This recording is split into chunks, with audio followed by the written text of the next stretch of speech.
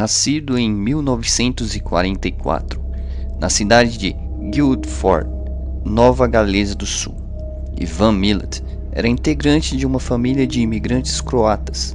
Ele cresceu com os pais e 13 irmãos na fazenda da família, em uma área remota da cidade. Apesar de frequentarem uma escola católica particular, os irmãos Milat eram conhecidos por suas travessuras. Eles eram constantemente vistos carregando facas e armas de fogo e se divertiam atirando em alvos na área externa da casa.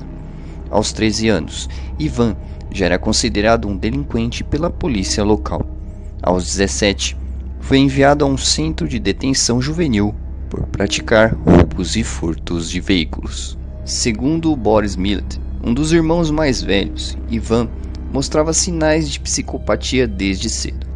Ainda aos 17 anos, ele teria confessado a Boris que atirou acidentalmente em um taxista quando tentava assaltá-lo. Ivan nunca foi pego e outro homem foi considerado culpado e preso em seu lugar. Em 1971, aos 27 anos, Ivan foi acusado de estuprar duas jovens a quem havia dado carona de Liverpool, no subúrbio de Sydney, a Melbourne. Em seus depoimentos, as mulheres afirmaram que Milat estava armado com uma faca e levava cordas em seu carro. No entanto, por falta de provas, ele foi absolvido.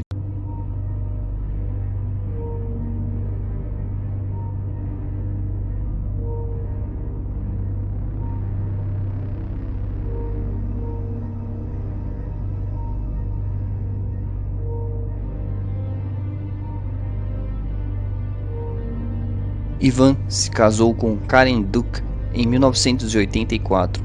O relacionamento durou apenas 3 anos. Quando os dois se separaram, Ivan colocou fogo na casa dos pais de Karen. Ela testemunhou contra o ex-marido, alegando que ele era violento e obcecado por armas de fogo. No fim dos anos 1980, a Austrália passou a ser um dos destinos favoritos de jovens aventureiros de várias partes do mundo. Muitos deles viajavam pedindo caronas nas estradas. A primeira vítima do assassino de mochileiros foi encontrada em 19 de setembro de 1992, na floresta estadual de Belanglo, a 120 quilômetros de Sydney. 2 corredores descobriram um corpo parcialmente coberto pela terra, com o rosto virado para o chão e as mãos atadas nas costas. Na manhã seguinte, a polícia encontrou o segundo corpo, a poucos metros do primeiro. As investigações revelaram que aqueles eram os corpos de Caroline Clark, de 21 anos, e Joan Walters, de 22, jovens britânicas que haviam desaparecido em abril daquele ano. O corpo de Joan havia sido esfaqueado 14 vezes e Caroline havia sido atingida no crânio cerca de 10 vezes com uma arma calibre .22. Outros registros de mochileiros que desapareceram na região começaram a surgir. A polícia negava a existência de uma ligação entre os homicídios das jovens e os desaparecimentos. No entanto, novos corpos apareceram no ano seguinte. Que aqueles eram os corpos de Caroline Clark, de 21 anos, e Joan Walters, de 22, jovens britânicas que haviam desaparecido em abril daquele ano. O corpo de Joan havia sido esfaqueado 14 vezes e Caroline havia sido atingida no crânio cerca de 10 vezes com uma arma calibre .22. Outros registros de mochileiros que desapareceram na região começaram a surgir. A polícia negava a existência de uma ligação entre os homicídios das jovens e os desaparecimentos. No entanto, novos corpos apareceram no ano seguinte. Em outubro de 1993, um homem que colhia lenha na floresta de Belanglo encontrou um crânio humano. Ele chamou a polícia, que rapidamente descobriu 2 corpos em uma cova improvisada semelhante às utilizadas nos homicídios de Joan e Caroline.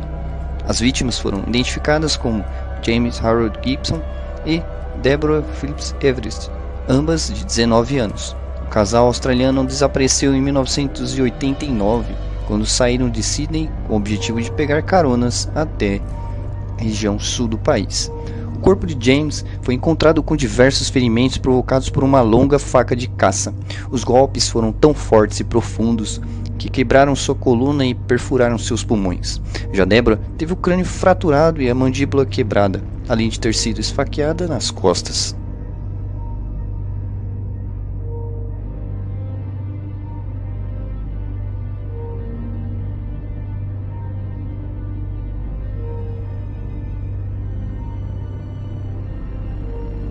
Três dias depois, foram encontradas as últimas vítimas, o casal alemão Anja e Gabor. Gabor havia sido baleado na cabeça 6 vezes e Anja teve o corpo separado da cabeça que não estava no local. O corpo da jovem estava sem a parte inferior do vestuário, o que sugere que ela tenha sido violentada sexualmente. No entanto, o estado dos corpos impediu que a polícia determinasse o que aconteceu ao certo. Os policiais encontraram na floresta vestígios de um acampamento com cartuchos do mesmo rifle que foi usado nos assassinatos dos mochileiros. Diversas informações chegaram às delegacias e várias delas citavam a família Millet. De acordo com as denúncias, os membros da família tinham um comportamento suspeito, eram fanáticos por armas e praticavam caça na região da floresta. Ao investigar a família, os policiais descobriram que Ivan havia sido acusado de estuprar 2 mulheres a quem ofereceu carona. O homem rapidamente se tornou o principal suspeito do caso. Enquanto a polícia procurava por mais evidências contra Ivan Millet, um homem britânico chamado Paul Onions, que havia visitado a Austrália anos antes, disse aos investigadores que um homem havia tentado matá-lo após lhe oferecer carona. Quando o homem parou o carro e pegou uma arma e uma corda, Paul saltou do veículo e correu até encontrar ajuda. O caso de Paul Onions foi arquivado e esquecido pela polícia, até que Paul viu as notícias sobre o assassino de mochileiros e teve certeza de que se tratava do mesmo homem. As autoridades levaram Onions de Londres até Sydney para identificar o criminoso. Entre as fotos de 13 suspeitos, ele apontou para Ivan Millet. Em 22 de maio de 1994, a polícia realizou uma busca na casa de Ivan, onde encontrou armas, munições e facas, além de um saco plástico com componentes do mesmo rifle usado nos crimes. A investigação constatou que as marcas dos projéteis encontrados nos locais do crime eram compatíveis com as ranhuras dos componentes de rifle de Ivan. Itens pessoais como roupas, mochilas, sacos de dormir e câmeras fotográficas que pertenciam às vítimas foram encontradas nas proximidades da casa de Ivan, que foi preso no mesmo dia.